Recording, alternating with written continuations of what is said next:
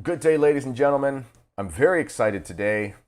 I have well, I guess the South Africa was the Commonwealth like Canada, so I've got a fellow Commonwealth long lost brother from good old Queen Betty. And his name is Lloyd de Jong, and he is an expert in Islam in ways that I'm sure you have never seen. We're going to get into the weeds here. It'll probably take us 17, 18, 19, 25 hours in order to get through the material. Um, and before we get into it, Lloyd, why don't you introduce yourself and then tell us why you have a very special set of skills that makes you equipped for this information?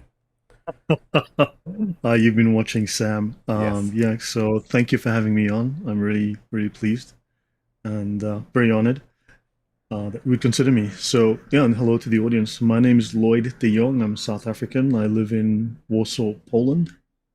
I lived 11 years in the Middle East. I worked in national security. So, I worked, I designed critical infrastructure protection systems. So, I did long range, wide area surveillance. I was a contractor working for a US company that designed such systems to protect critical infrastructure from nuclear power stations, military bases, onshore, offshore, as well as airborne systems I was trained on. And I specialized really in land based fixed systems with ground radar, thermal cameras. These were multi-million dollar systems typically. I mean, very, very complex, very expensive systems.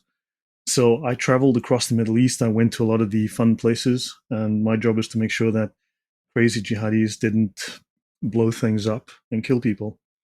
So really, the parameters obviously are of failure are very obvious. There's no sort of middle line that you can only be pregnant or not pregnant, not a little bit pregnant. So by the same token, it either blew up or it didn't. So that was my job, and I traveled across the Middle East. I was there for a long time, and I saw the dysfunction, and I became curious about it, and my experiences and involvement with the people, the places, and yeah, I studied Islam extensively. I got to know the Sharia when they speak of Islamic law, and it is eye-opening, to be honest. And things just snowballed from there. And now I have a YouTube channel, and I talk about these topics. Yeah, make sure that you send me a link to your YouTube. Well, I know it anyway. I watch your stuff all the time, but I'll link that in the description to this video as well. Sure. And the one thing we're going to learn, though, I know we're going to say this, is that everything you're going to present has nothing to do with Islam. Nothing to do with Islam. The whole point is, I think, Sam and myself, the point is to for people to understand that Islam has nothing to do with Islam. Exactly. And ladies and gentlemen, after you watch this, you should check out his channel though, and his conversations with a gentleman named Sam Shamoun, who I'm also going to have on my channel in the near future. We were talking a little bit, and Lloyd also does incredible work exposing the unpopular history about Martin Luther, Martin Lucifer, as you call him. Lucifer, yeah. That's we get on those tangents. We're going to be here until, I mean, it's already 5 p.m. your time. It's 11 a.m. We're going to be here till 5 a.m. your time if we start getting all these tangents. Yeah. But yeah, Also, the check his history of work out. atheism. Yes, I listened to that whole series exposing the history of atheism, which has nothing to do with atheism. Yeah, that's a common theme. Martin Luther has, yeah, that, anyway. Okay, so Sam, why don't you, Martin Luther has nothing to do with Protestantism. You need that's to right. understand this now. This is now becoming a common refrain. Exactly. Yep. And okay, why don't you share your screen and then we will get into it here. Yeah. All right. So have a look at the crescent on top of the mosque and have a look at that. There is a crescent moon on top of every mosque, and they're trying to tell you something. Would you say, Kennedy, that the cross is both historically and theologically significant to Christianity? Of course, you see a cross, you think of Christ. Correct. So, by the same token, the crescent and the star are both theologically and historically significant within Islam. And this is something that we need to understand. All right, so I'm going to skip forward here. We're going to skip over this. I'm going to go straight to some. Let's talk about a group called the Sabaeans. Now, in the Quran, there's a lot of confusion between the Sabians and the Sabaeans. The Sabians are based in Haran, which is just across the border of Syria, about 20 kilometers or about 15 miles into Turkey. So within the Quran, the context, it could be either, and in some cases, it can actually be both. But let's have a talk about the Sabaeans. They are a Yemeni group. They're based in Yemen. So the initial thesis is that I discuss Islam from an Ethiopian and Yemeni perspective, an African, Southern Arabian perspective, which has been neglected by scholars. Muslim writer Muhammad Shukri al-Alusi, who died in 1854, born 1802, compared the religious practices of these Sabaeans to Islam in his Bulugh al-Arab fi al-Akhwal al-Arab. And he said that Arabs during the pre-Islamic period used to practice things that were included in the Islamic Sharia. They, for example, did not marry both sisters. They, for example, did not marry both a mother and her daughter. They considered marrying two sisters simultaneously to be the most heinous crime. They censured anyone who married his stepmother. And they made the major Hajj and the minor Umrah pilgrimage to the Kaaba. They performed the circumambulation around the Kaaba. They ran 7 times between Mount Safa and Marwa. They threw rocks, and they washed themselves after sexual intercourse. They gargled, sniffed water up their noses, clipped their fingernails, removed all pubic hair, and performed ritual circumcision. Likewise, they cut off the right hand of a thief and stoned adulterers. These are Babylonian moon worshippers. Yet their practices, as you can see, are essentially identical to modern Islam. So just so people understand, if you don't know what the Kaaba is, this is the structure in Mecca, if I'm not mistaken, where they do their rituals around when they basically circle around it. I don't know. Correct. Hallucinogenic states, perhaps, depending on the way they do it. I don't know how it works, but this is found pre-Islam in the same places. Is that what you're saying here? These practices are identical to modern Islam, but so to provide additional context, the Yemeni religion was a copy of Babylonian moon worship or Sumerian moon worship. So you're looking at Nabonidus, you're looking at what is present day Iraq, but they had, of course, their moon god Shin, right? He had many, many names, but he made his way into the Yemeni pantheon, and it was exactly the same religion, the same gods under local names. So this was Yemeni paganism. Let me continue on this. The Sabaeans have 5 prayers similar to the 5 prayers of the Muslims. Others say they have 7 prayers, 5 of which are comparable to the prayers of the Muslims with regard to time, that is morning, noon, afternoon, evening, and night. The 6th is at midnight, and the 7th at forenoon. In Islam, you have 5 prayers, but also 2 optional prayers. They also technically can have 7. It is their practice to pray over the dead without kneeling down or bending the knee. They fast for 1 lunar month of 30 days. They start their fast at the last watch of the night and continue till the setting of the sun. Some sects fast during the month of Ramadan. They face the Kaaba when they pray. They venerate Mecca and believe in making the pilgrimage to it. They consider dead bodies, blood, and the flesh of pigs as unlawful or haram. They also forbid marriage for the same reasons as do Muslims. In Bulugh al-Arab, fi Akhwal al-Arab, we read the 4 sacred months, Rajab, Dhul Qa'dah, Dhul Hijjah, and Muharram, have been considered sacred during the pre-Islamic period, the Jahiliyyah. Now, the word Jahiliyyah is commonly used to say this is the period of ignorance or the time of ignorance before the coming of Muhammad, and we are no longer in that period. That is false. If you are not a Muslim, you are in the Jahiliyyah, because correctly it means the condition of ignorance. You don't have the gnosis. You are not an initiate into the secret of the religion. Raids, taking revenge, war, fighting, and disputes were forbidden during Ramadan. So they called it Ramadan before Muslims called it Ramadan. Like, that's not their original word. Is that true? Correct. It goes much further back. You can link it even into Iran. So there's even Zoroastrianism that is connected into Islam. They claim that. I just want to add something before we go here, because most of my audience is Catholic. So this is really important, because as you and I were talking off air, there has been this train wreck of an understanding of world religions in the Catholic Church since the Second Vatican Council. And you were saying you had read the documents Nostra Aetate, I think is the main one from the Second Vatican Council. And a point of contention in the church, especially amongst traditionalists like myself, has been, it's impossible for me to submit to all the documents wholeheartedly of the Second Vatican Council, because just from a factual perspective, there just seem to be some historical and factual errors. Not about dogma. There's nothing dogmatic about, a Catholic is not bound to assent to a truth of Islam as a matter of faith. That's absurd. But to say that we assent to all the documents, we can't do that if we find a factual error in something that's more like a sociological assessment.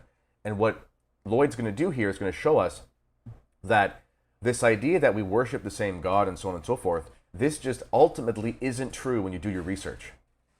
Correct. So I'll now go into Abraham. So we'll talk a bit about that to try to highlight some of this, right? Obviously, we're skipping over a great deal of detail, but the Crescent. So the common claim is, well, the Crescent, really the Ottomans introduced it and so on in the 1850s. Let's have a look at the origin of the Crescent. As you can see here, this is the Crescent and the star, which Islam uses today. And this goes all the way back to Haran, Turkey. You can see here Baal Hadad or Baal. This is the Baal of the Bible. This is the very same one. You have a pagan Byzantine coin, and you've got the Hittite crescent moon. These are all also mentioned in the Bible. So notice this pagan crescent and star goes way back. Sometimes it is a disk. It is not always the star. But you've got the same symbolism that goes way back, right? So the Ottomans revived it.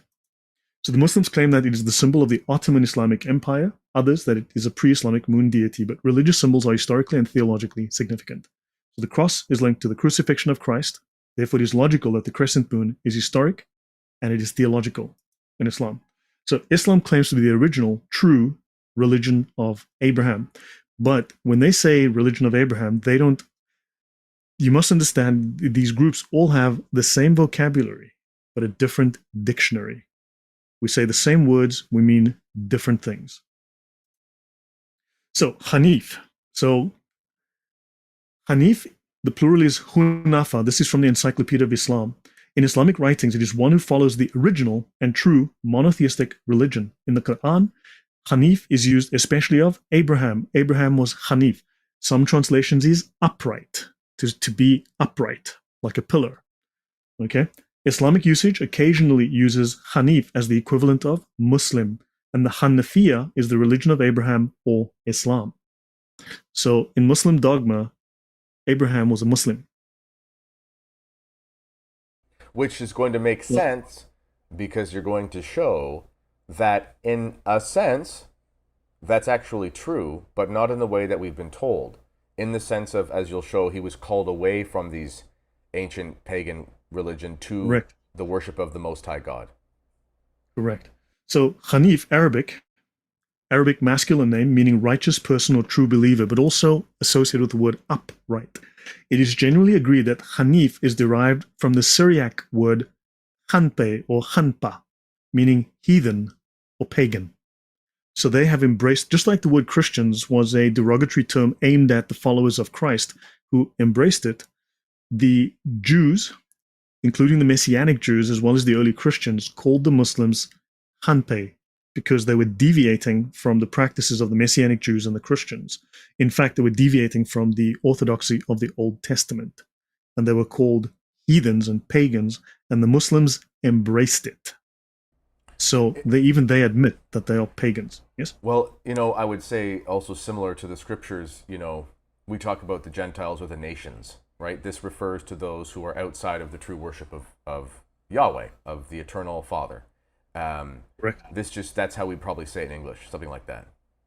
Well, ask a Muslim, they say we worship the same God, and this is a very common refrain. So what I would like you and your audience to do the next time you hear this is to say, okay, can you say your 5 daily prayers in the name of Yahweh? Can you bless, when you do a sacrifice of an animal, please do so in the name of Yahweh? Right? Can you please do any of your prayers, any of your rituals in the name of Yahweh? They cannot and they will not. Right. And this is even more confusing for people because, for example, I have a friend who's Chaldean, and in their language they will use the word Allah to refer to God in the sense we understand it, because that word in a linguistic sense does refer to it. Now, when they learn English, they have no problem. Obviously, they're Christians, but when they have no problem saying something besides Allah, okay? Whereas the Muslims hold on to the word Allah because it has a very particular, distinctive meaning that refers to something that isn't what people think it is. Mm-hmm. Yeah, we can look at that as we go. Yeah, we'll sit there, but we'll come back to that. Allah is a descriptor, the God, and that's how Christian Arabs refer to it. However, Allah within the Islamic technical sense is completely different. So Muslims claim that Muhammad's religion goes way back before Judaism and Christianity, before we went astray. So biblically, this means before the law of Moses was the 7 laws of Noah, at least within the Christian Judaic lineage. Islam has a completely different story to tell. Okay, so now Hanifan, they claim uprightness, but really it is pagan. So be steadfast in all uprightness. Okay, that's Hanifan. But we'll skip through that. So Hanif, pagan, non-Islamic sources in Jewish midrashic literature, the Hebrew root Hanif is associated with heretics called Menim, and in Syriac documents, Hanpa or Hanpe denotes non-Christian pagans. So now what you have is, let's skip forward a little bit. Now the pagan sense of the term was known to Muslim writers who applied the title Hunafa to such pagans as the Sabiun. Now understand the Sabiun, when you look at who the Sabaeans were, in the Quran, they were people who were considered also people of the book. We would consider them heretics. These were Christian heretics. So now they are the equivalent of the Hunafa. So therefore they're not Christians. They're a separate group of heretics. And the Muslims, now we have a connection again with these. Well, your thoughts on that before I continue. Well, I'll add a little context here. What's interesting in this first point on your slide is you talk about Jewish midrashic literature. So again, my audience being mainly Catholic, we need to understand that before the time of Christ, the covenant of the Jews was the valid covenant of God's chosen way of salvation.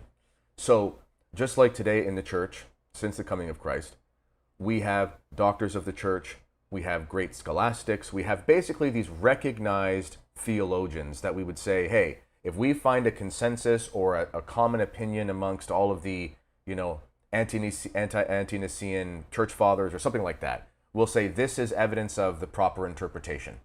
So before the coming of Christ, the Midrash is essentially a collection of the work of the Jewish sages. So we look to this, and when we find things that are common amongst them in the tradition historically, then this is what we should be looking to, because this gives us the opinion, the true understanding from the actual monotheists who were not worshiping idols and were not in a pagan way. That's really important for people to understanding the history of this information. Okay, so this term was applied to what we would call heretics today, non-Christian heretics. And also notice that the entire Christology in the Quran is entirely Gnostic. In fact, they repeat the Gnostic story of Jesus making clay birds and breathing life into them and so on. These are known Gnostic tales. So this shows us that these are Gnostic sources. Now notice Yaqubi says he describes Hanifs as the pagans who worship the stars in Saul. So now already you've now got a deviation from Christianity. We're talking a 7th century idea that is now incorporating ideas that are not. Christianity was known then. So clearly this is not Christianity. Well, right. and so even if Hanif, and even if yeah. we just the Gnostic side, sorry to cut you off, even just the Gnostic side, Gnosticism is a very dualist religion anyway, where there's like a, good God and a bad God. So even there, if we just look at the whole Gnostic element, even there, it's not really possible to say they could, in an official sense, worship the same God. And I know one of the common objections to this is going to be, well, you have to distinguish between, personnel and policy. And I understand that. Many Muslims who just are culturally Muslim and happen to live in whatever country, they probably have in their minds, and people should watch Lloyd's interview with Sam Shamoun about the Gnostic elements, because there is sort of a separation of the knowledge for the sages and for the average person. Yes, it's probably true that the average person, maybe I'm wrong, the average person is literally just under the same impression. They hear the talking points, I worship God, he created the universe, it's the monotheistic God. But when you get into the actual beliefs that are held by the scholars and so forth, you find that it's Gnostic and that it stems back to practices from a pre-Yahweh time. Correct. See, now Hanif is used of Abraham as pure worship of Allah, contrasted with idolaters, mushrikun. It asserts that Abraham was neither Jew nor Christian. So within the Sharia, you find, and in the Sirah, effectively the Gospels of Muhammad, Abraham is not a Christian. He's not a Jew. If he's neither Christian or Jew, what is he? So now the people of the book were originally commanded to worship God or Allah as Hunafa. Now the al-Kitab, the people of the book, okay, are the Jews and Christians. However, this is also extended to the Sabaeans or the Sabians and the Zoroastrians. Now we would know the Zoroastrians to be pagans. They are not at the same, they're not in the same camp as Christians and Jews. So how can you say, well, you guys are all the same people?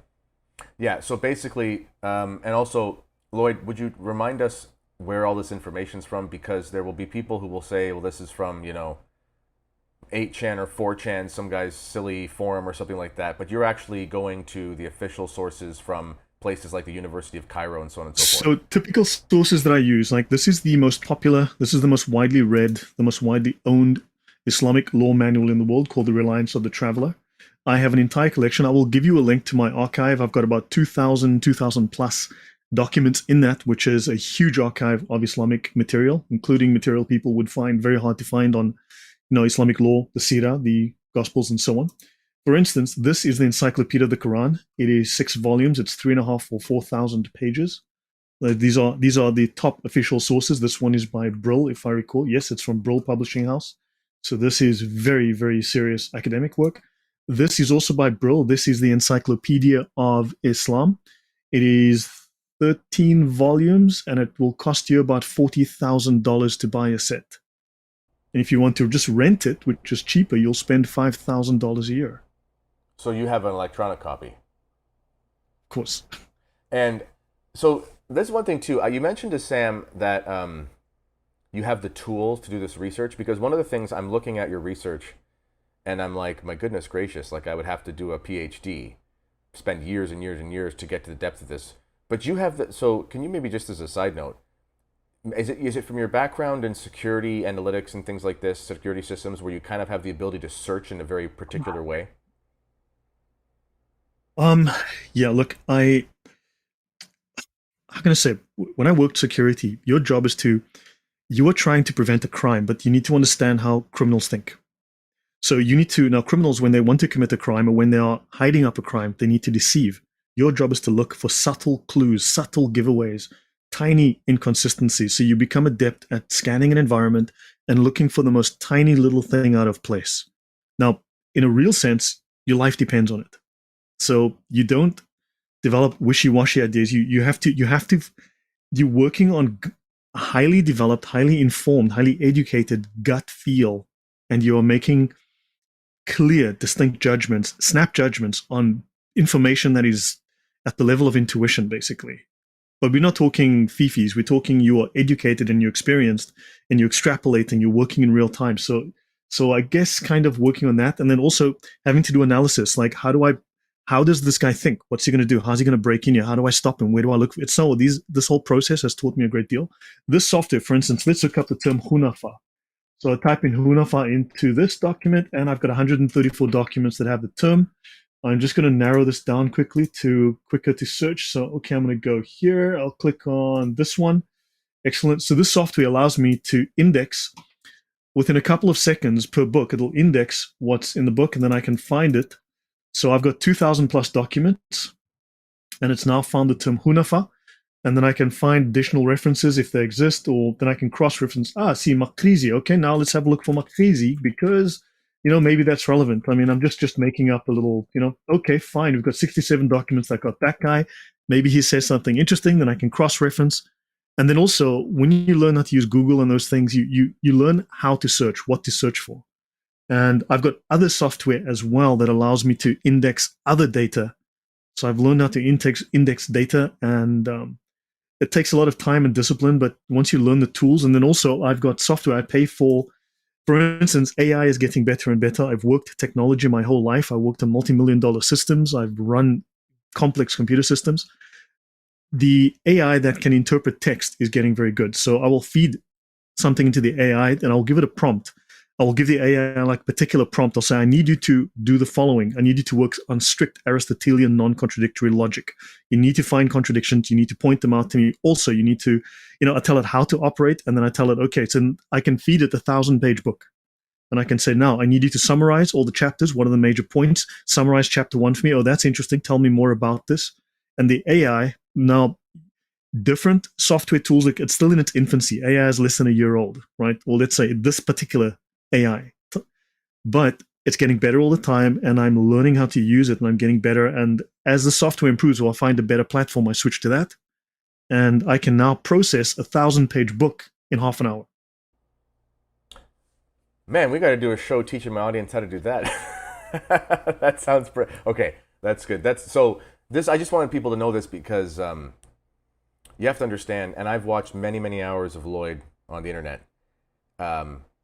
This information is irrefutable. This is not like you're going to spend, well, there's 100,000 pages in all these documents. You're going to spend a whole lifetime of research, but he's been able to harness the powers of technology for the good to show us this information. Okay, that's wonderful. Yep. For instance, one last thing I need to show you. This is just one example of several. Okay, this is one example of several. Tools like consensus. Okay, papers on the moon god Sin in Arabia pre-Christianity. I don't know. I have no idea what's going to come up, but there are numerous AIs that are now appearing that allow that basically they sorry. So I'm going to have to.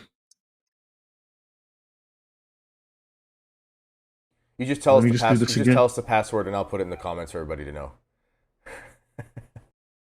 Yeah, very annoying when that happens. But I rebooted my machine before the interview, which I always do, just to make sure there's no glitches and bugs. There are several tools. I have 3 tools like this that I use, which allow me to go through. These tools index research papers, academic documents, theses from universities. And then, so now I've got papers from, this guy's from Yugoslavia. He's got a paper, right? So 1,936 citations, so it's probably pretty good. So now I can click on that, and I'll go to that paper, and then I can learn more, and then if it's any good, I'll go find it. So then I can go through thousands and thousands, and different tools have different strengths, different weaknesses, have access to different data. So I use these tools, I find the data, and I am very careful what data I use, but I want to make sure it is academic, it is sourced, it is reliable. This is like I'm 35, so when I was finishing my undergrad, I don't know, I was 23, 24. This was like 11 years ago, I guess. And I was at the University of Ottawa, and we had the librarian come in and show us how to use the servers for the library. It was really good for all the academic works, but it was much more complicated. This is almost like that scholarly sourced academic system made in a way that it accesses basically the whole world. Pretty much. Yeah. Look, there's also bad information out there. You have to learn to identify good information and bad information. So, the AI doesn't solve the problem. The AI makes a lot of difficult things easy, but you already have to be an expert to use it. If you're not knowledgeable, you'll just make a mess of it. Okay, so, good. Right. Hopefully that answers your questions and gives you some insight as to how I work. Excellent. Right. So the people of the book, Sabaeans or Sabians and Zoroastrians. These Sabians, we know who they were. We know that they are out and out pagans. We know that they are Gnostics. The Zoroastrians, we know who they are from Iran, right? From Zoroaster. These are not Christians. These are not people of the book. So you can see already there's a discrepancy there, right? So Abraham is not a Jew or a Christian, and they speak of the religion of Abraham. So we would have to go much more into that. Because you see, Muhammad claims and Islam claims that Abraham was righteous before Judaism was founded. And we know he became, from the Hebrews, he became a Jew, right? So now he only became righteous when he left paganism and embraced Yahweh. However, they claim he was righteous when he was a Sabaean, right? So now Abraham, they say, was Hanif Muslim. So now I need to find another item here. So now we need to have a look at another source. Okay, so now I'm going to show you this slide to show where that goes next. So the word Hanif in the Quran, I use the word Quran because this is the KKK word for their holy book, the Quran, right? And few people realize that before the KKK started to use the cross and then burning the cross, which is sacrilege, the KKK symbol, the original symbol of the KKK was a crescent and a star, which may be familiar to some. And you show this in one of your shows with Sam Shamoon. You actually show they have photos of this. Yes, I do. Yeah, look, like I said, I say very blunt things, but I do my homework. I do a huge amount of research, so that, and also I back it up with extensive resources, with sources. So let me just briefly deviate here. The holy book of the KKK is called the Quran, right? The earliest symbol of the KKK was not a cross; it was the Islamic star and crescent. These are the oldest known photos from the University of Tennessee, from their archive, of the earliest, and this is the only surviving uniform of the KKK at their founding, or from their founding. And you'll notice they have a crescent and star on the uniform. And he's posing in the same pose as Baphomet, which Baphomet, correct. Rabbit hole, yeah. Correct. Okay, yeah. So hold on. We'll briefly actually look at that. So since we are, and then I will come back to Abraham. So Baphomet, Sure. let me quickly do this. So notice the same pose: one high, one low, as above, so below. Right? The Hermetic. It's not just Gnostic. There's this Hermetic view as well. But modern scholars agree that the name of Baphomet was an old French corruption of the name Mohammed, with the interpretation being that some of the Templars, through their long occupation of the Middle East, had begun incorporating Islamic, specifically Sufi ideas, into their belief system. Now, we can talk about the Spanish Inquisition at length, and I will state that the Spanish Inquisition, as you know it, is 99% false. Right? So, let's continue. Now, for instance, a very early writer... You mean the information on the Inquisition.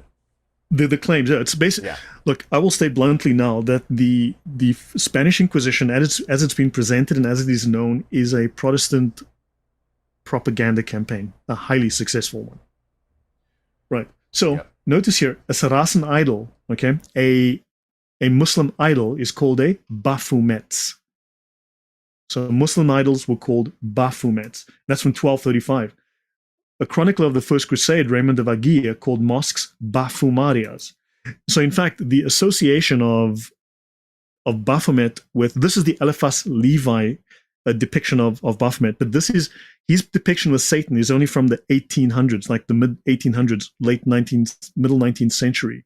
Prior to that, he was always associated with Mohammed, right?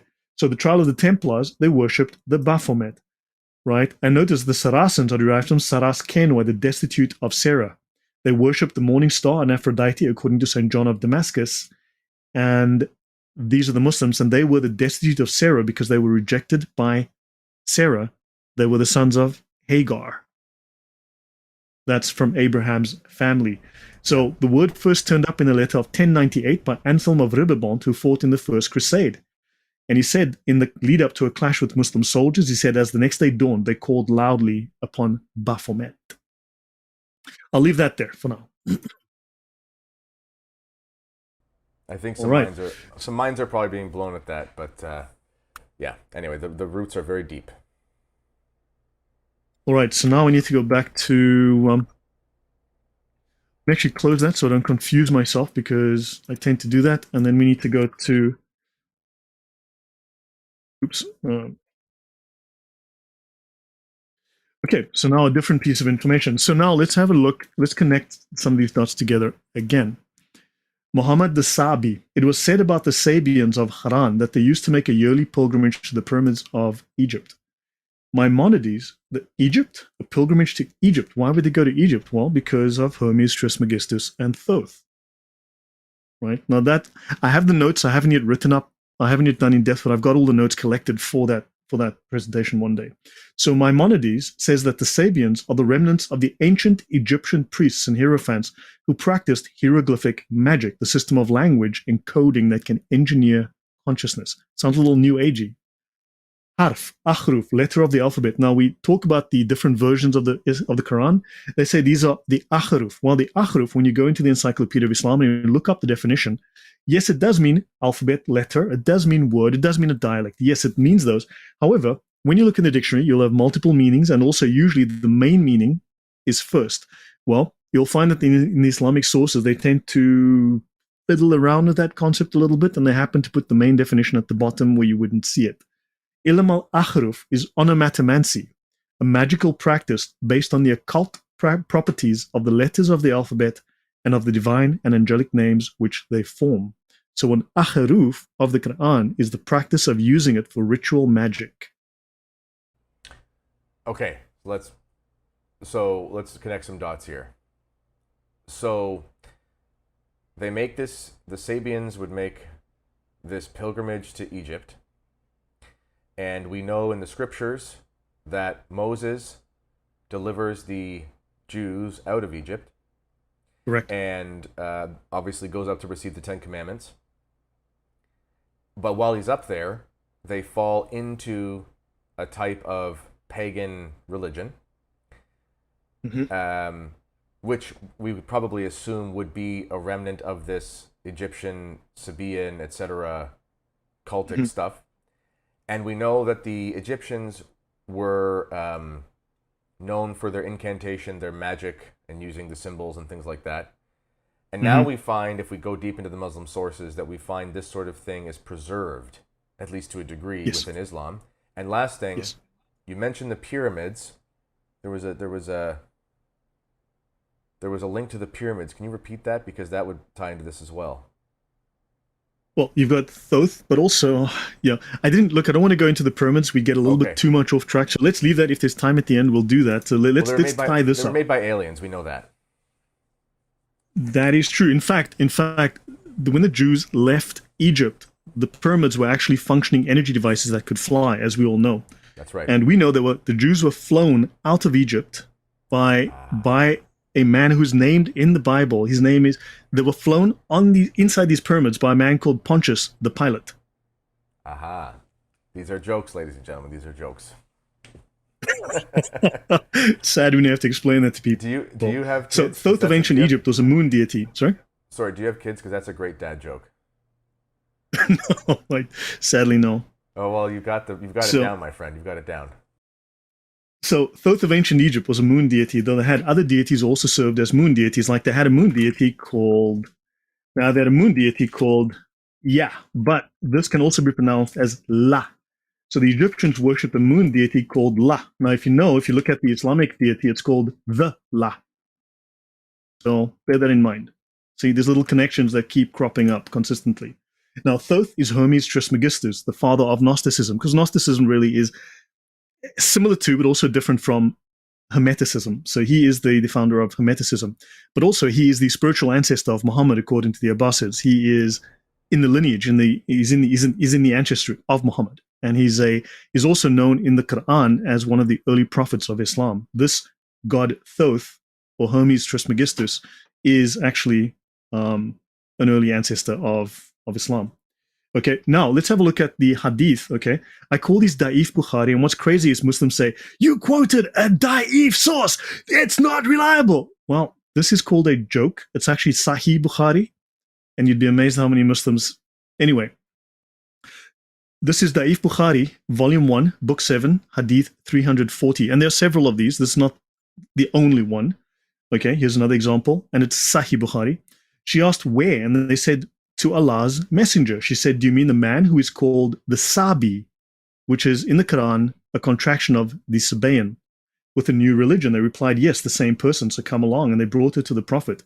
And she said, a strange thing, 2 men met me and took me to the man who is called the Sabi.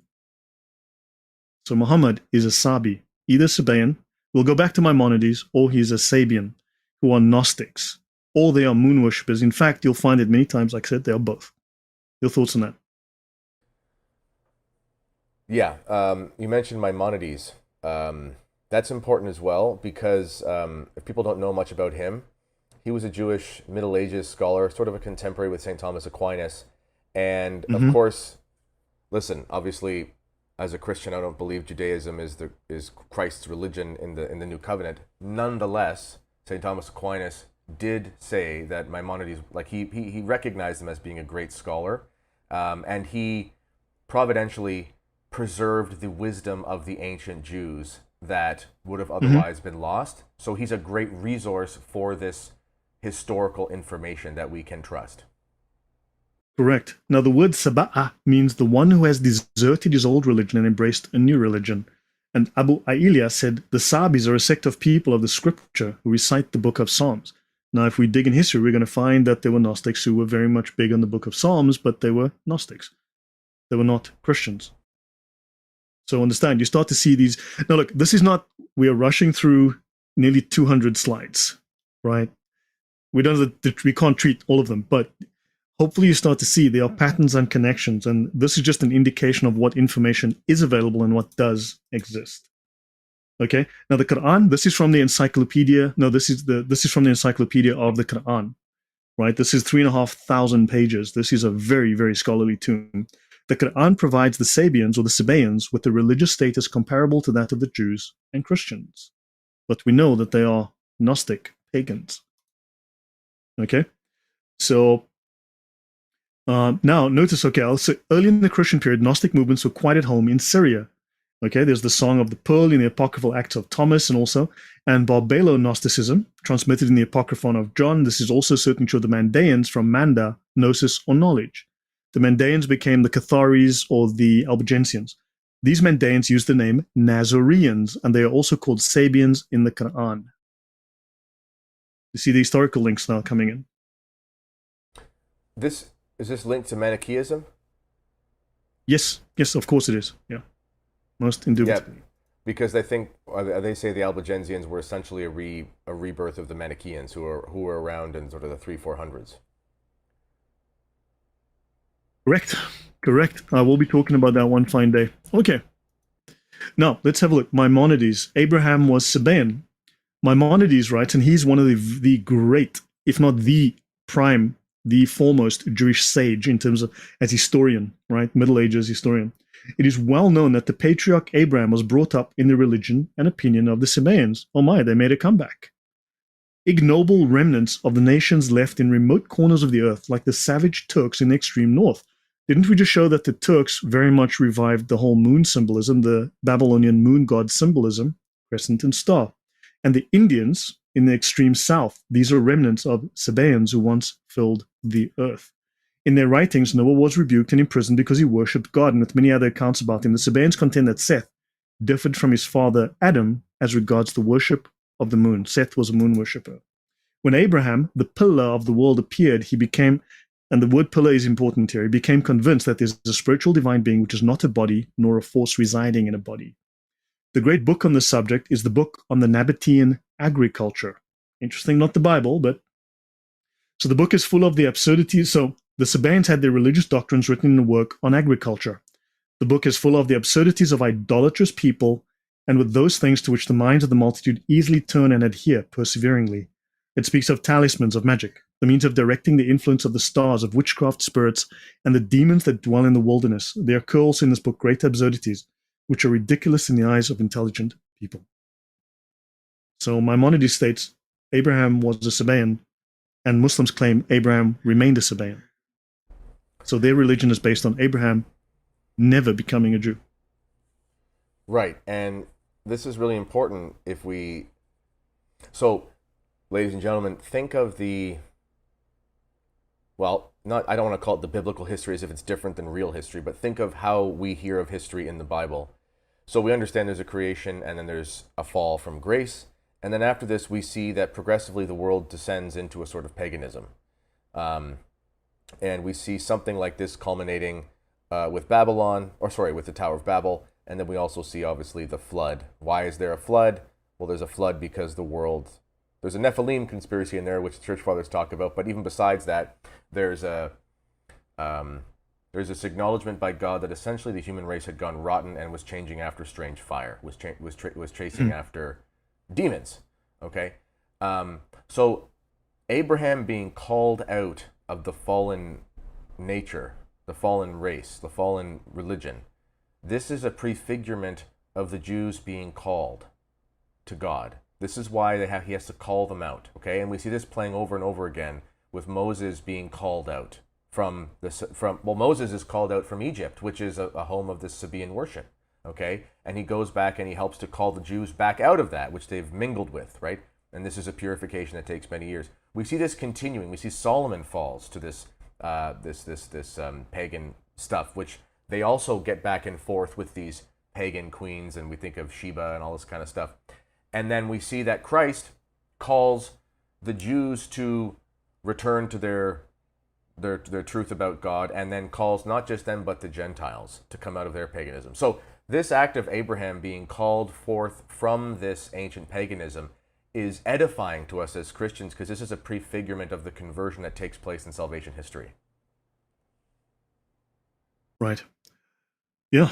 So hopefully I've provided, I mean, without having gone through 200 slides, hopefully I've provided some clear evidence of the way that Muslims look at Abraham, the way they look at Christianity, and how he is a strictly pagan figure. Now, they claim to be with one God, but yet clearly they are Gnostic, pagan, Hamitic. It's a syncretism of all of these ideas. Yeah, like, it's pretty clear from what you've shown. And again, Lloyd does a 5-part series on this. I suggest you check out his channel. But I wanted to make him get a bigger audience. I wanted people to see this. If you want to go more in depth from what we've talked about so far, please visit his channel, which is in the links. The shows are called monotheism, okay, which is a play on words, obviously. But it's very clear that this impression of being of the same faith of Abraham, the same God of Abraham, this is true. Mm-hmm. This is a reference. This is like a dog whistle. It's like hiding in plain sight. This is what's amazing about a lot of this stuff. Is a lot of this stuff is hiding in plain sight. So when they say this is the God of Abraham, they're not telling a lie. But they're not talking about the God that called Abraham away from this history, away from this pagan fallen society. So this is why, just for example, as Catholics, right now what's going on in Abu Dhabi with this house of prayer, with the Jewish part and the Christian part and the Muslim part, this is an abomination from a Christian perspective. Not just because Islam is a heresy, fine. But it's an abomination because even on a basic level of the deity being called upon, the sages who tell you the depth of the truth of Islam will admit that they're not even historically calling on the same deity. It is not monotheism. It is not calling on the eternal Father. This is a huge problem, and Catholics especially need to wake up from the stupor that they've been in for the last 50 years since the Second Vatican Council, with all this nonsense about the same God and stuff. This is not what they themselves say about their religion when you get deep into it. People need to understand this. Right. I'll add some additional information to provide a bit more context. Alexa. Sure, yeah. Oops, we'll have to edit that out. We've got like, okay, so for instance, 25 minutes or so. You got time. Okay, The Life of Muhammad the Prophet by Sayyid. Oh my gosh, this is like an ancestor of Muhammad was his ancestor, and he triples it. So he's really, Muhammad is my man, right? Abdullah ibn Masud says these are the seerah. This is effectively the Gospels of Muhammad. Entering the Masjid al-Haram, the Holy Prophet Mo started breaking and demolishing the idols. There were 360 idols fixed in the walls and on the roof of the Kaaba with lead or tin. Any idol near which the Prophet Muhammad went and towards which he pointed his cane, saying, "Right has come and falsehood has vanished. Verily, falsehood is destined to vanish." Quran 1781. That idol fell headlong on the ground without anyone touching it. Now, this is a rephrase, shall we say, of a probably a familiar Christian story. Which one is that? Is that what is it? I'm forgetting for some reason.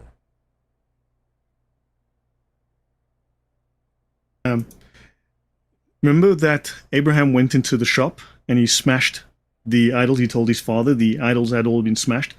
So basically, this is now claiming that Muhammad had these magical powers. He could, using magic, he smashed all the wrong idols. Oh, But the odd thing is that because Abraham went to the shop, his father's shop, who sold pagan idols, and his father, asked him, how did all these idols get smashed? Because he now started to worship and follow Yahweh. Right? So now they're taking this, they're embellishing that story, but Muhammad goes one better. But the weird thing is, if the Kaaba is the oldest religious building on earth, and it was built by Adam, who was 36 meters or 90 feet tall, right? Why did Adam build a building that was like a quarter of his height, which is an odd thing, If you're 20, they say he was sorry? 36. They say he was 90 feet tall. Yes, Okay. Adam was 90 feet tall. Adam was 36 meters tall, give or take, and he made a Kaaba to pray to Allah, which was about a quarter of his height, which is fascinating. Normally, is this a building meant for ants? Right? And right, ask Zoolander, he knows. And you've also got this story that embellishes this thing. So they're going one better on Adam. One better on Abraham. This is in terms of what he does. Like my wife, so we homeschool our kids, and she reads them as part of the curriculum some Greek mythology. This is just like, this idea of a 90-foot tall. This is like the giant stories she says when Hercules fights the giants and things. Like this is, it's great literature, but it's not true. Like it's not objective. This is entirely common, actually. Hold on. Actually, wait. You know what? I'm going to show you something. Okay, let me go here. There's a few things we'll try and cover. Okay, this is from a talk that I do called Muhammad, the Seal of the Prophets. So you need to understand who Muhammad is, okay? This is Muhammad, the Seal of the Prophets. Muslims like to say he's the Seal of the Prophets, and I believe them, right? I'm assuming this is what they mean, right? So, okay, so for instance, let's have a look at a few things, right? The messenger was 12 years old. He went with his uncle to Busra in Syria. And so this monk called Bahira, or George, this is the master of all humans. Allah will send him with a message. This is a supposed Christian monk who recognizes Muhammad, sees his prophethood, and he's foretold. When you appeared from the direction of Al-Aqaba, all stones and trees prostrated themselves to Muhammad, which they never do except for a prophet. I can recognize Muhammad by the seal of the prophethood below his shoulder like an apple. We have learned this from our Christian books. Okay? And do not take him to Syria for fear of the Jews. A Christian monk by the name of Bahira lived there. This is the chief of the world and the messenger of the Lord. Allah has sent him with a mercy for all mankind. When he came this side of the pass, stones and trees bowed in prostration. It is mentioned in our scriptures. See? Now, okay, so let me continue. There's several stories of this type, but now I need to, I'll skip over a bunch of stuff, but I need to get to, okay, let's talk about Muhammad. Let's talk about who Muhammad is in reference to Islam. So this is Shahrastani in the Book of Sects and Creeds, the Book of Religious Communities and Sectarian Creeds. And this is a very early book about different religions in the Islamic traditions. And they're talking here about in the Milal wa Nihal. Long before the creation of the world, Allah took a ray of light from his splendor of his own glory and united it to the body of Muhammad. So before the world was created, Allah created Muhammad from his own essence. The Nur-i Muhammadi, the light of Muhammad, saying, "Thou art the elect, the chosen. I will make the members of thy family the guides to salvation." Muhammad said, "The first thing which Allah created was my light and my spirit." Now, notice two things. He becomes here Abraham. This is a quotation from the Bible, lifted from the Bible, attributed to Abraham. Which one? I will make the members of thy family the guides to salvation. Right, yeah. And also, okay, just pause here for a sec. So, this is pantheist. This isn't, this idea that Muhammad has made it from basically a piece of God is essentially what it is. This is what this is. This is in stark contrast to how we understand creation as actual monotheists, actual Christians, because he's Jesus. He is the same essence as God. Yes, exactly. But even there, it's like there's a confusion here, because He's this is Arianism Jesus. This is Arian Christ. This is I mean if we switch the name Muhammad for Jesus, it's still heresy. Even just the Yes, theological correct, thing. Yeah, but exactly. but they try to parallel all of this. Now, notice he's well known to all Muslims as the Nur-i-Muhammadi, the light of Muhammad. Now, you must note that in English we have the word light. When we say light, we just mean light in general. It could be lamplight, could be candlelight, sunlight, moonlight. Islam takes a slightly different tack here. Nur is moonlight. Muhammad is the light of the moon. You know, this is an aside. The word lunatic refers to someone who worships the moon. Luna. So if you're crazy, you worship the moon. Yep. So do with that what you will, ladies and gentlemen. Yeah. Muhammad, the Muhammad of pre-existence, was created of divine light. When Muhammad had stood as a column of light before Allah for 1,000,000 years in primordial adoration, Allah created Adam from the light of Muhammad. So Adam is a creation of Muhammad, a piece of Muhammad. And according to another passage of the Tafsir, he created Adam from the clay of divine might, from the light of Muhammad. So the clay of creation that created Adam is Muhammad. Not only Adam is formed from Muhammad's light, but the whole universe participates in this emanation. And that word emanation is critical within Gnosticism. The light of the prophets, the Nur al-Anbiya, moonlight, again, the Nur, is from Muhammad's light. And the light of the heavenly kingdom, the light that lights up heaven, is Muhammad. Muhammad's light is what lights up heaven. The light of the universe, the sun, is Muhammad's light. And the light of this world, the dunya, and the world to come is from Muhammad's light. Muhammad is the light of Allah. Which is moonlight, isn't it? Yes. Okay, so let's just break this down. So what this is saying is, in the beginning was the Muhammad, and the Muhammad was with God, and the Muhammad was God, and all things were made through him. Like, this is just John chapter 1. And he was, and it says in there, he was the light of men. Done. He was the light of men. You know, correct. I just recorded man that was for an audio made, thing the other day. Which is why you were born a Muslim. Do you see now why you were born a Muslim? Because you were made from, your soul is a, see, Muhammad, the essence of Muhammad, a small piece was taken to make Adam. And then a small piece was given into all the prophets. Jesus got a tiny piece of Mo. That's where their light comes from. David, Paul, all the prophets, they all got a tiny piece of Mo. And you too are made from the clay of Muhammad, the light of Muhammad. That's why you're a Muslim. Well, I've got to do a shameless plug to our store. I do sell beard products. You can check those out. So if there is any Arabian in me, then you can find it in my face sweater. And so, ladies and gentlemen, check out the link in the description for the TKR beard products. See, that's a segue. We went from the moonlight of Muhammad to beard products. We're professionals here. Oh goodness, this is insane. This is the primordial light. Yes, the primordial light is what is called the light of the prophet. He is the created being who received the major share of Allah's light. Okay, this is how the prophet said, when I was a prophet when Adam was still between spirit and body. So Muhammad was a prophet before Adam. Muhammad comes before Adam.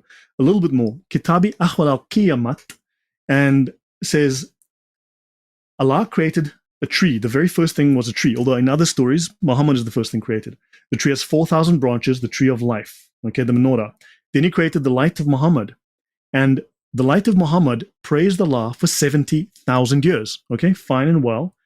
And then they built the Kaaba, the Temple of Jerusalem, the very first, the very oldest religious building on earth is the Kaaba. We'll talk more about that. He created the people of believing men and women, the Muslims of both sexes. So the Muslims were created first. And of the perspiration of its ears, of the perspiration of the eyebrows of Muhammad's statue, right? You've got this representation of Muhammad in paradise. The Muslims were made. And then of the perspiration of its ears, Allah created the spirits of the Jews and Christians. After this, when the light of Muhammad had praised Allah for 70,000 years, Allah created the light of the prophets out of the light of Muhammad. And they said, there is no God but Allah, and Muhammad is the apostle of Allah. Then Allah created a lamp, and the figure of Muhammad was basically made. So then he shaped Muhammad into the figure he was as a human, the shape he looked like before he was put in the world. Then the spirits, the whole hosts of heaven, went around the light of Muhammad, praising and worshipping Muhammad for 100,000 years. Then Allah commanded the spirits to look upon the form of Muhammad, and they all obeyed. And those who looked at Muhammad's head became a caliph and a sultan. Those who saw Muhammad's forehead became a just commander. Those who saw Muhammad's eyes became one who knows the word of God by heart. Those who looked at Muhammad's shadow became a singer and a player. Those who saw nothing, who didn't look at Mo at all, became Jews and Christians and infidels and magicians.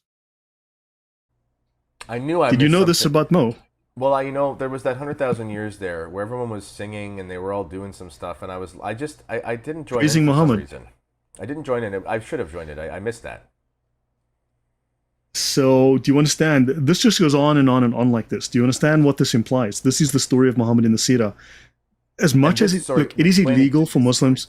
Sorry, explain again. Explain again. What is this resource so people understand this isn't some fan fiction? This is within the Sirah. So these are discussions on the Sirah. So Islam is not just the Quran. The Quran is not sufficient on its own. For instance, if a Muslim says the Quran is everything, you say, okay, please can you show me where the 5 daily prayers are in your Quran? Because he cannot show it to you. It's not in there. If he says the Quran is everything, so look, Muhammad had how many wives? Oh, yeah, he had like 12 wives. Okay. Can you show me their names in the Quran, please? They're not in there. You see? Well, they have to use secondary and tertiary sources. And in fact, these sources have superseded the Quran in most ways. So you've now got the hadiths, you've got the tafsir and so on, and there's a precedent and a hierarchy. You've got the Sharia, which is on the very top. The Sharia is the supreme source, and it is illegal for Muslims to talk to you about it. It is a crime. It is treason for them to discuss the Sharia with you. It is illegal. They cannot do so. It is a crime. Like I said, treason. And then the Sirah is the Gospels of Muhammad, and they do not talk about this because this is what you'll find in the Sirah. Does that answer? So where would the average... So, okay. Like, I grew up in a city called London, Ontario. One of my best buddies, we were the offensive line. I was the left guard. He was left tackle. He was 6'5" Palestinian guy. Went on a scholarship to North Carolina State, and he didn't know anything about. It was a Catholic high school, but he came to play football. He didn't know anything about Islam at all. Actually, he ended up joining the Canadian military to go fight the terrorists. That was his goal. But the point is he attended mosque every Friday with his parents and things. He did the Ramadan fast. But none of the Muslims, and I knew many of them growing up, none of them even seemed to have any inclination of any of this. Is this something that the average Muslim would learn? Or is this sort of just like there's this realm of scholars and so forth, and then the average person just sort of does the prayers, if they do, goes to mosque on Fridays, okay. And that's it. Okay, so hold on. Remind me we're on this slide. Okay. Let me try to answer that with specifics. Okay.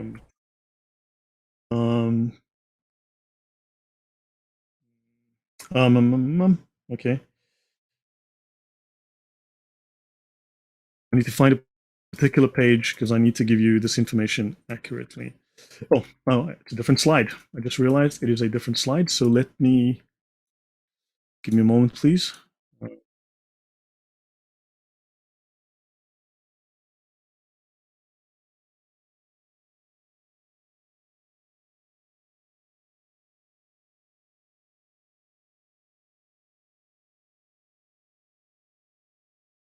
Okay, I'm just opening this file.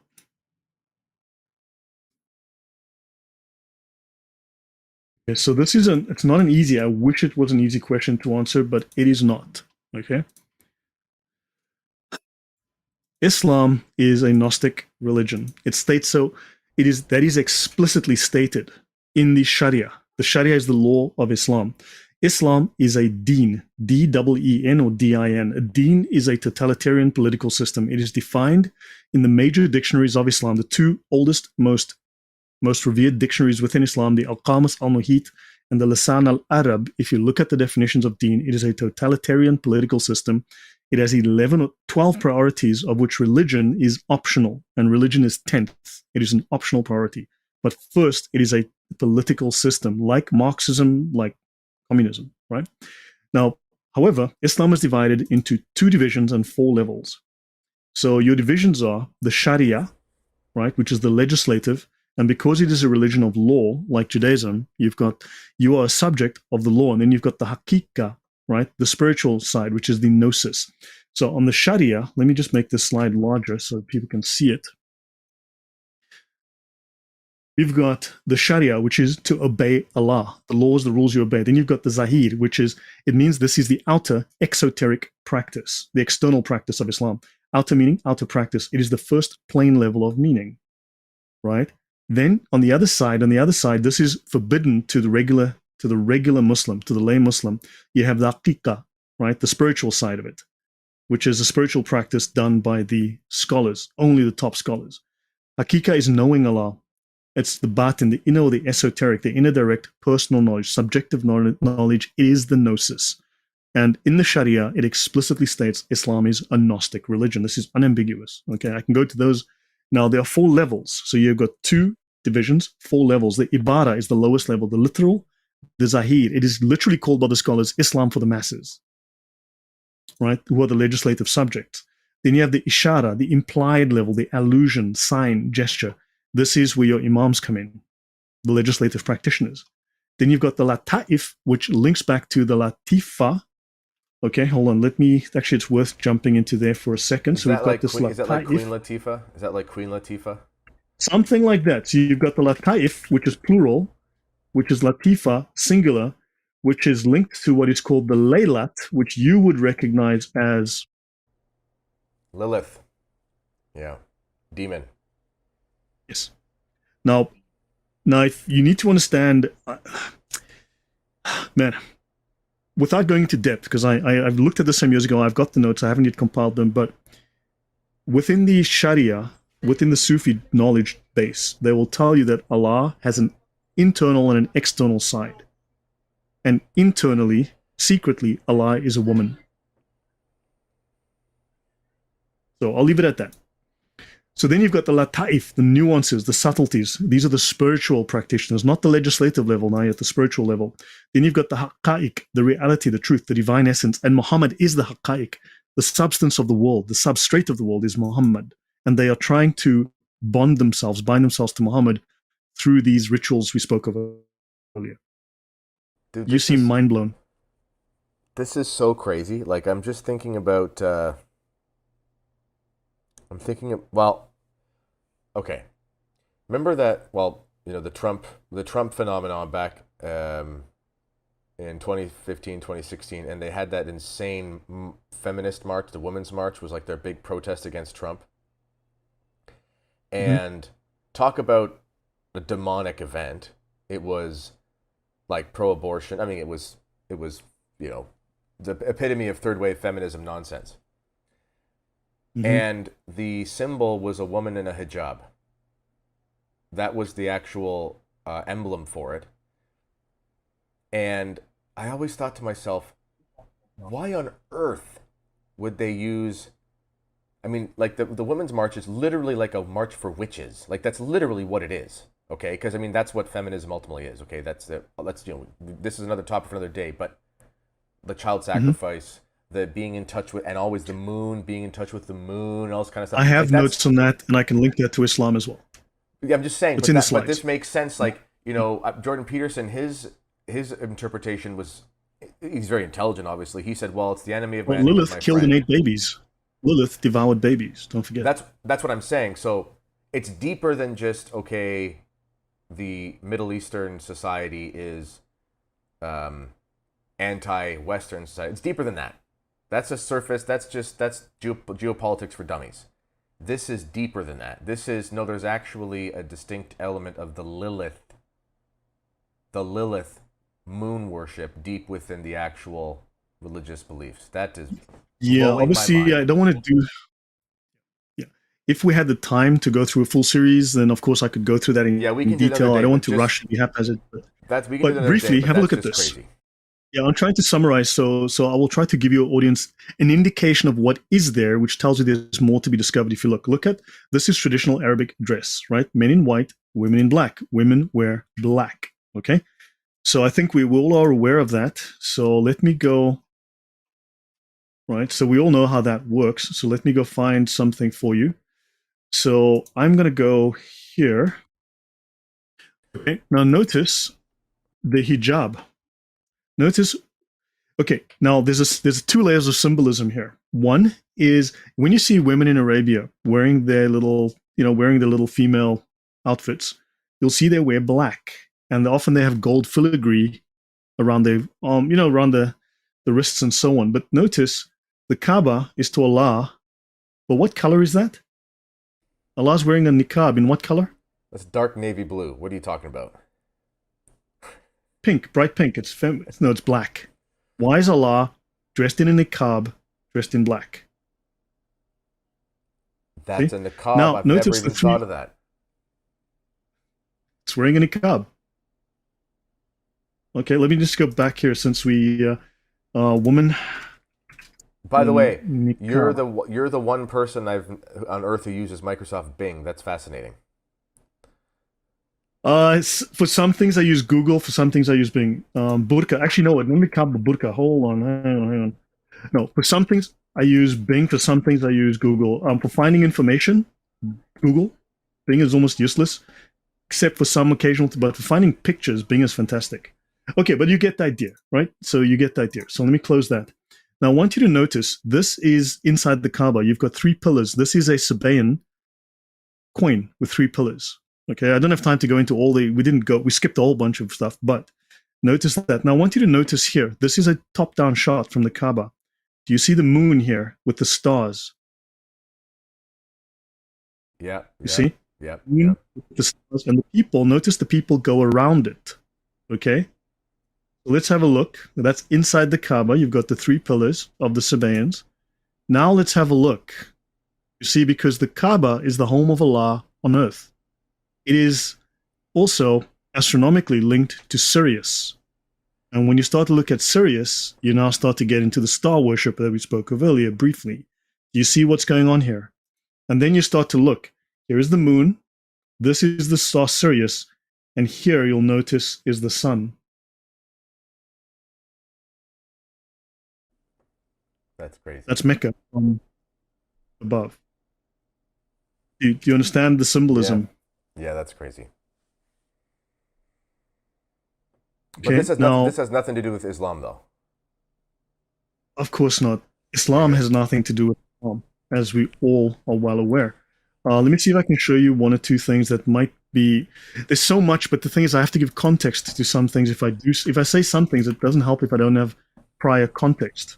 So finish this thought, and then let's do the Salem thing, and then we'll end for now.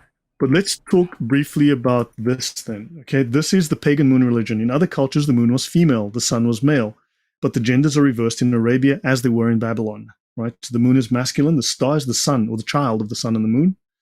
Okay, they fast from moon to moon. Islam has a lunar calendar. Islam mosques all have pagan crescent moons, stars and moons. Okay, all great and well.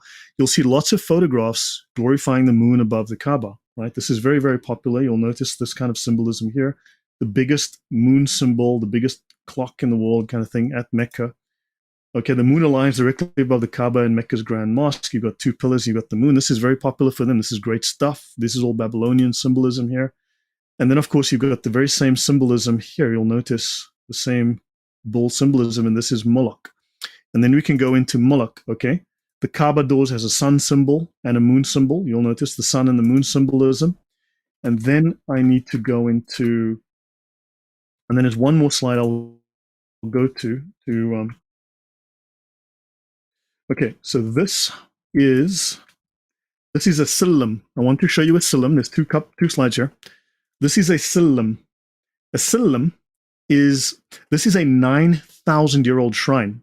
Remember, Abraham was told thou shalt not worship graven idols. These are graven idols. You're looking here at a graven idol, a 9,000, and this is another graven idol, a standing pillar, a pillar.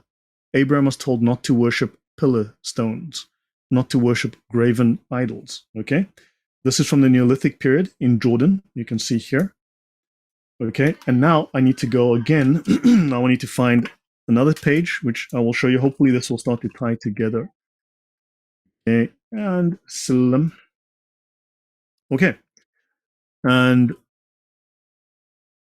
so we are told now in the Hebrew, in Strong's dictionary, Hebrew H423 and H422, I believe it is, that the word Allah means curse. Which dictionary is that from? The term Strong's dictionary, the Strong's dictionary, Strong's concordance. Strong's Concordance of the Bible. Oh, right. The concordance. Yes. Okay. Allah means curse. Okay? Now, thou shalt not make unto thee any graven image. Now, Salam is the root of Islam. Muslims will tell you Salam comes from salam, brother. It means peace, salam alaikum, and all that. But Salam, the earliest meaning of it is graven idol. They somehow always forget to tell that to you. We are often told that the Arabic salam, Islam, okay, that's what salam equals. It's a common Semitic word in Strong's Hebrew 6754 and 6755, but it means image, heathen gods. In 2 Kings, okay, Daniel, and so on, you'll find that. But Salam is the earliest known form, is in the name of Shalim, the ancient god of dusk, Venus, the evening star. So we should also mention people, these ancient Semitic languages often didn't have vowels. So, people are thinking, oh, you just got 3 letters there. No, like there is no vowels, and that's very important to remember, that these are actual words. It's not just sounds. Yeah, these are the root letters. These are the root words. Now, in the Akkadian, Salamu means inscribed, graven image, or statue. And don't forget, Islam claims that Arabic is the language of Allah. Prayer is only valid in Arabic, right? Because the earliest language supposedly is... actually, there's one last thing I'll do, then we can... but they claim that this is the language of Allah, Arabic. But, Aramaic and Syriac, Salma means image, idol, right? Found in Nabatean, Palmyrene, Hatra in northern Mesopotamia, and Salam is often an object dedicated to a deity. But can you see that the earliest root use of Salam is for graven idols? This is where Islam, this is the root of the word Islam. See, this is something, just to get on my Catholic soapbox here for a second, this is something that critics of Catholicism are so ignorant about, is they call us idol worshippers because we pray the rosary or we have a statue or something. And you mentioned this in one of your talks with Sam. Idol worship. So, idol worship does not mean that you think that thing is the god, that totem pole is the god. It's that you believe that there's a deity that's localized to a place. So, if you have a religious picture or statue or image, as long as you don't believe that your house is the home of the Virgin Mary because she lives there as a goddess, then it doesn't matter if you have an idol. Yeah, that's not an idol worship. It just categorically can't be that, even if you apply the most loose meaning of it. Yeah. Correct. So Gesenius, Hebrew, that's a video on my channel called The Logic of Idolatry on my channel. It's only like 5 minutes long. So you see in Gesenius, Hebrew Chaldee lexicon, Salam is used of anything that is vain, as referring to Psalm 73:20, an image or likeness, an idol. See, a graven image. And then I want to bring this up. Now, The Foreign Words in the Quran by Arthur Jeffrey, I can link you guys to this as well. I went through his book. It's a 1938 or 1939 printing, so it's out of date. There are more words now. But you'll notice, I'll go down to the bottom here. The Quran has about 77,430 words, of which 14,716 are unique, but there are at least 2,059 foreign words. Okay, and let's have a look. The most common, we just saw Syriac, Aramaic, Hebrew. We just saw those words. Now notice, 382 Syriac words, Aramaic. They're effectively the same language. You have Hebrew, Greek, and then Ethiopic. And then to Ethiopic, you can add Amharic. And there's even more. I've discovered there are even more Ethiopic words because for 15 years, when they fled from Mecca, they went to Ethiopia. And they, of course, they adopted a lot of Christian ideas, and then they joined Muhammad in Medina. So that's where this Ethiopic influence comes from. So Arabic is made up of, let's count this. It says here in 55 different languages. Yeah, this is what I'm gathering from this ultimately. Like, this is a hodgepodge. I mean, there definitely are some specific sources, but this is like it's like a collection of every possible myth and heresy, and that even is found in the actual linguistic structure of it. Obviously, there's an Arabic that people use. I get that, and there's nothing wrong with a language having many roots to it. Obviously, I speak Spanish, French, and Italian, and obviously there's sharing of various words in those languages. Okay, fair enough. But this idea that there's a purity to the doctrines and the language that transmits the doctrines in Islam is just historically untenable. It is just not a tenable position. This is a hodgepodge. This is a melting pot of Middle Eastern pagan cultic religions and languages, essentially. Yeah. Well, I'll do a final slide. Let me show you. For instance, Quran 36 is called Yasin. Sin is the name of the Sabaean and Babylonian moon god. And scholars call it the heart of the Holy Quran. Sin. And of course, they will tell you, well, no one knows what Yasin means. It's a secret. We don't know. No one has been able to discover the source, And then, of course, right, I'm going to skip all that nonsense. And then Al-Qamar, chapter 54, the moon. 55, Ar-Rahman. Rahman is actually technically, you can link that back to Yahweh. Okay, Al-Najm, the star. Okay, 67, Al-Mulk, Al-Malik, the king, dominion, Malik, Molek. I do a whole section on this, on Molek. 85, Al-Buruj, the constellations, the mansions of the stars. That is a Mandean term. That comes out of Mandeism, right? Out of Mani, right? Manichaeism. At-Tariq, the morning star, Venus, Sirius. And of course, people should realize that the Kaaba is actually a megalith. It's a megalith, just like Stonehenge in England is a megalith, and it's actually oriented exactly like Neolithic megaliths are. It's a megalith of it. Asham's the sun, and Saab Sheba mentions, okay, so, and then you've got Sheba, the queen of Sheba, and Saba. Saba is in Yemen, and this is where the primary the primary center of worship of the Babylonian moon god in Yemen, in southern Arabia. I'll stop there. Hopefully I've given people plenty to think about. And you too.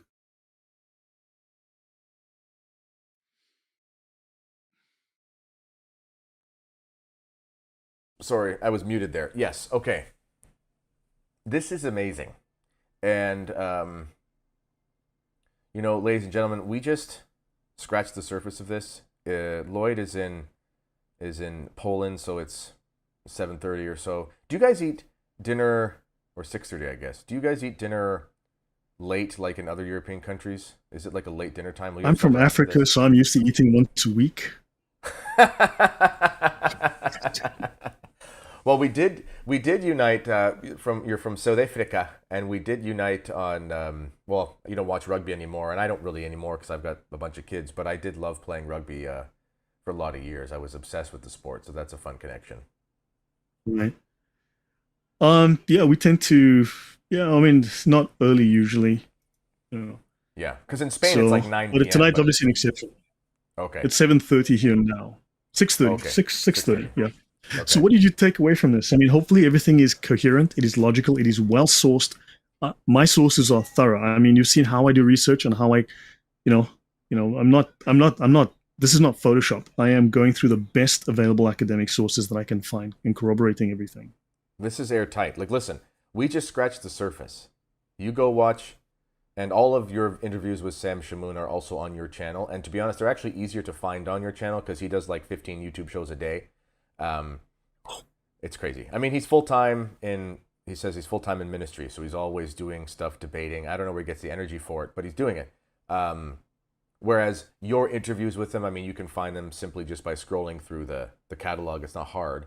So I recommend everyone go to Lloyd's YouTube channel, which I will link in the show notes, and you can watch way more in depth. Like this is like, listen, the information you've presented here clearly blows holes in the thesis of Islam being monotheist in the sense that we understand it. That's obvious. But if people want more, there is, we've done an hour and 25 minutes.